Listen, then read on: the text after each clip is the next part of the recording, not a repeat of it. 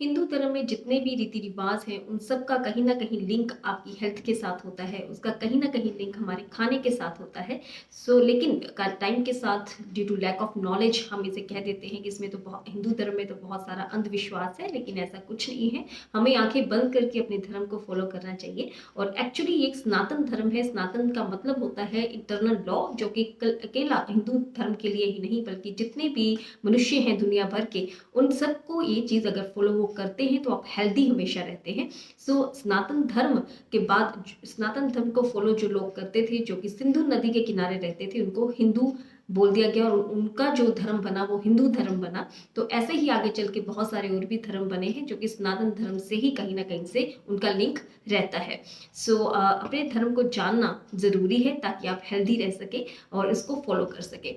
आज है संकष्टी चतुर्थी। संकष्टी चतुर्थी को संकट चौथ भी कहा जाता है और इसका भी कहीं ना कहीं हमारे हेल्थ के ऊपर बहुत ज़्यादा इफेक्ट होता है, तो उसे हम जानते हैं।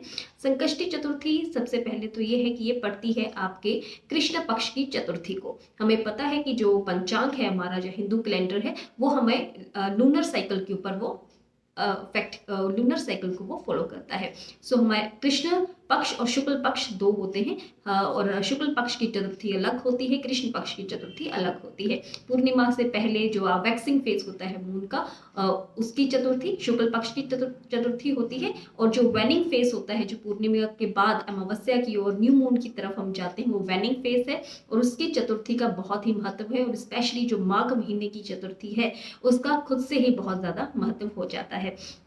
तो इसमें लॉर्ड गणेशा जो गॉड हैं, बुद्धि के देवता हैं, उनकी पूजा की जाती है। इसमें जो मैरिड वुमेन है वो व्रत रखती हैं, अपने बच्चों के लिए व्रत रखती हैं।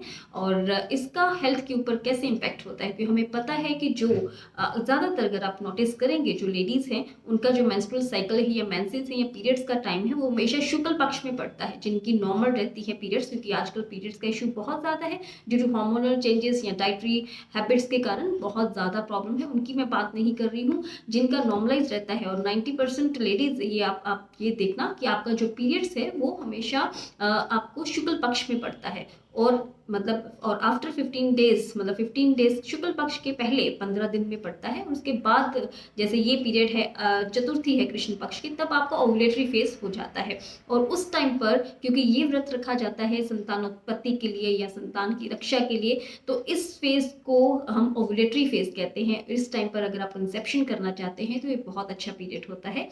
और अगेन ये हमारे महर्षियों ने बहुत ही साइंटिफिक वे में ये दिन को रखा हुआ है कि उस दिन आप व्रत करते हैं, आपकी बॉडी डिटॉक्सिफाई होती है। इंटरमिटेंट फास्टिंग का आज का रिवाज है, लेकिन ये हमारे महर्षियों ने बहुत सालों पहले ही बता दिया हुआ है। हमारे व्रतों के तौर पर हमारे जितने भी हेल्थ को धर्म के साथ जोड़ दिया हुआ है, जिससे कि हम उसे अब हम हेल्दी रह सके। इसका अगेन इंटरमिटेंट फास्टिंग हो जाती है। और फास्टिंग हमें पता है कि हमारे बॉडी को रिजुवाइव करने के लिए बहुत ज़्यादा ज़रूरी है।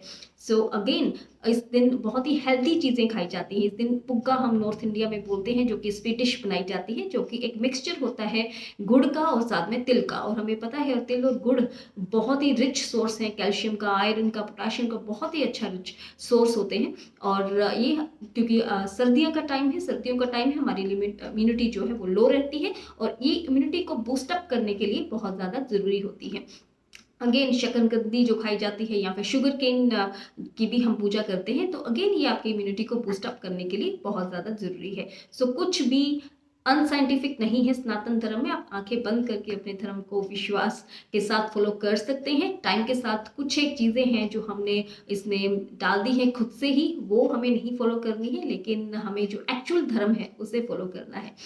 May God Ganesha bless you all. Thank you so much.